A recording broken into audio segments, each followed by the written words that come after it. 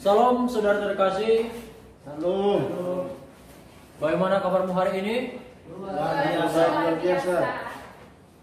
Ya, sebelum kita mendengarkan kebenaran firman Tuhan pada kesempatan hari ini, marilah kita bersatu dalam doa. Tuhan Bapa yang baik, Bapa yang bertata dalam kerajaan sorga, kami kembali berkumpul di tempat yang suci ini Tuhan untuk mendengarkan kebenaran firman-Mu. Tuhan, pakalah hamba-Mu ini Tuhan untuk menyampaikan kebenaran firman-Mu Tuhan. Biarlah hamba-Mu yang menyampaikan ini Tuhan, Kak urapi Tuhan, agar bisa menyampaikan kebenaran firman-Mu, agar bisa memasuki hati kami masing-masing. Terima kasih Bapa di surga. Inilah doa kami Tuhan. Doa ini kami naikkan ke dalam tangan Tuhan Yesus Kristus, Juru Selamat kami. Haleluya. Amin.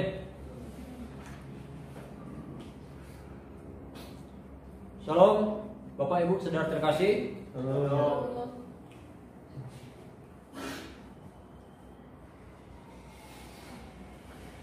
Tema renungan kita pada sore hari ini adalah perhatikan dan awasilah hidupmu.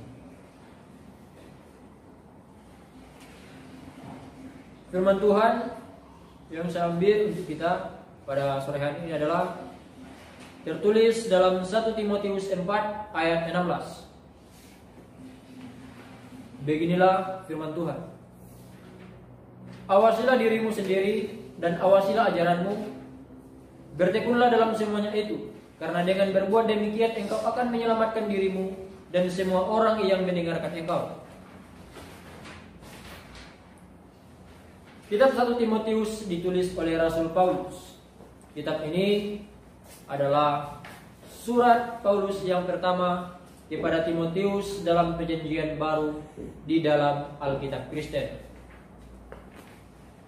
Tahun penulisan kitab ini sekitar tahun 65 Masehi.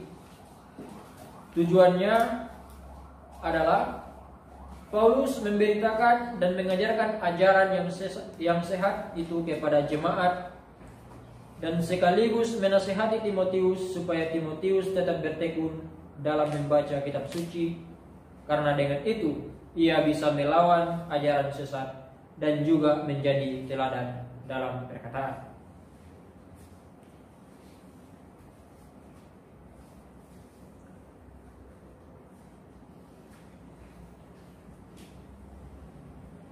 Ada beberapa topik yang saya ambil dari kitab suci kita yang tertulis dalam 1 Timotius 4:16 ini. Yang pertama adalah awasilah dirimu sendiri. Paulus menasihatkan kepada Timotius untuk mengawasi diri sendiri terlebih dahulu sebelum mengawasi orang lain.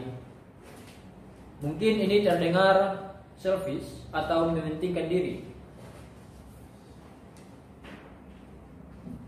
Bisakah Anda menuntut orang ke jalan yang benar, sedangkan Anda tidak berada di jalan yang benar?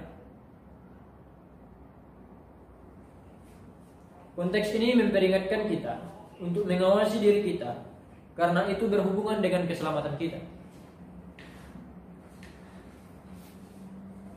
Yang kedua, kata awas, yang berarti suatu peringatan agar kita berhati-hati. Bukankah kita sering menjumpai kata-kata peringatan semacam ini tertulis di mana-mana? Misalnya di jalan raya.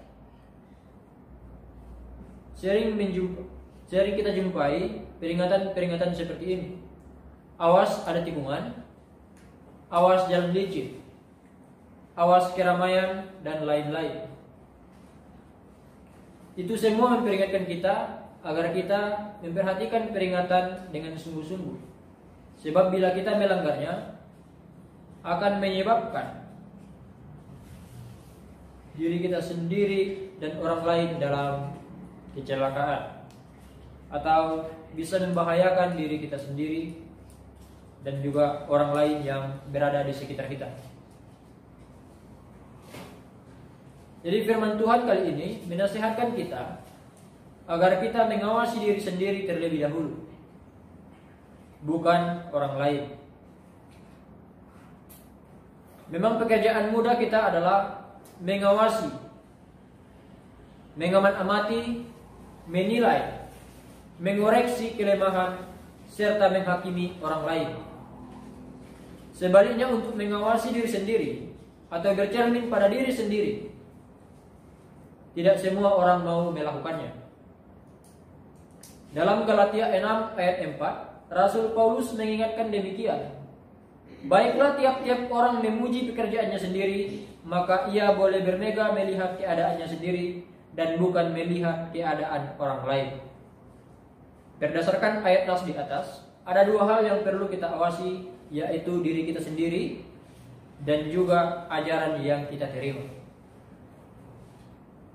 Dalam 1 Timotius 4 ayat 12b, Paulus berkata, "Jadilah teladan bagi orang-orang percaya dalam perkataanmu, dalam tingkah lakumu, dalam kasihmu, dalam kesetiaanmu, dan dalam kesucianmu."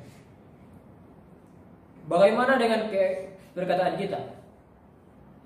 Yang kita perkatakan menunjukkan siapa kita. Kata-kata firman yang membangun, menguatkan dan memberkati orang lain, ataukah kata-kata yang sia-sia yang terlontar dari mulut kita? Seperti umpatan, kutuk, makian, dan lain sebagainya. Bagaimana dengan tingkah laku kita? Apakah selama ini tingkah laku kita sudah sesuai dengan firman Tuhan? Atau malah menjadi batu sandungan bagi orang lain? Begitu pula dalam hal kasih, kesetiaan, dan juga kesucian. Kalau hidup kita sudah baik dan berkenan kepada Tuhan, barulah kita boleh mengawasi orang lain. Sedangkan hal ajaran berbicara tentang apapun yang kita terima dan dengar, apakah firman Tuhan atau ajaran-ajaran lain. Akhir-akhir ini banyak sekali ajaran-ajaran yang menyesatkan. Bila kita tidak berakar kuat di dalam firman Tuhan, kita akan mudah tersesat. Yang ketiga, awasilah ajaranmu. Frase ini menguatkan frase sebelumnya lebih jelas dan lebih mudah dimengerti. Paulus menulis surat kepada Timotius supaya dia tetap menjaga ajarannya, supaya tetap di jalan yang benar dan tidak mengejar ajaran sesat. Poin yang keempat adalah bertekunlah. Kata bertekunlah merupakan kata perintah atau ajakan. Bertekun itu adalah kebiasaan di dalam hidup. Bukan tekun di dalam sehari saja, tetapi berulang-ulang. Jadi, saudara terkasih, bertekun yang dimaksud di sini adalah kita melakukannya terus berulang-ulang setiap waktu, setiap hari yang kita miliki, bukan sehari atau sekali saja.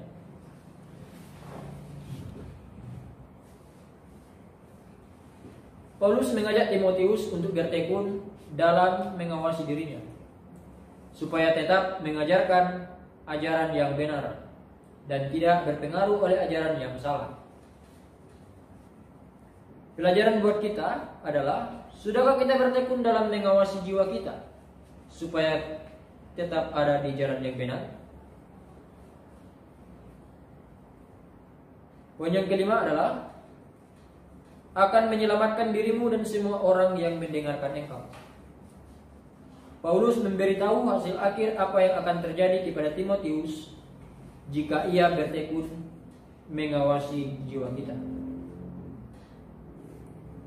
Bukankah itu akan memotivasi kita jika kita tahu hasil akhirnya? Orang akan terpengaruh dengan ajaran yang benar jika tetap di jalan yang benar. Jadi saudara yang terkasih di dalam Tuhan Yesus Kristus, marilah kita bersama-sama mengoreksi hidup kita supaya hidup kita menjadi teladan bagi banyak orang dan mencerminkan firman Tuhan yang hidup di dalam hidup kita. Amin. Sekian firman Tuhan untuk kita pada kesempatan hari ini. Mari kita bersatu dalam doa. Tuhan Bapa yang baik, kami bersyukur Tuhan buat firman-Mu yang boleh kami dengarkan pada kesempatan hari ini Tuhan. Biarlah firman-Mu yang boleh kami dengarkan ini Tuhan dapat kami terapkan dan dapat kami aplikasi di dalam kehidupan kami hari lepas hari. Terima kasih Tuhan untuk firman-Mu ini Tuhan. Hanya di dalam Tuhan Yesus Kristus kami berdoa dan mengucap syukur. Amin.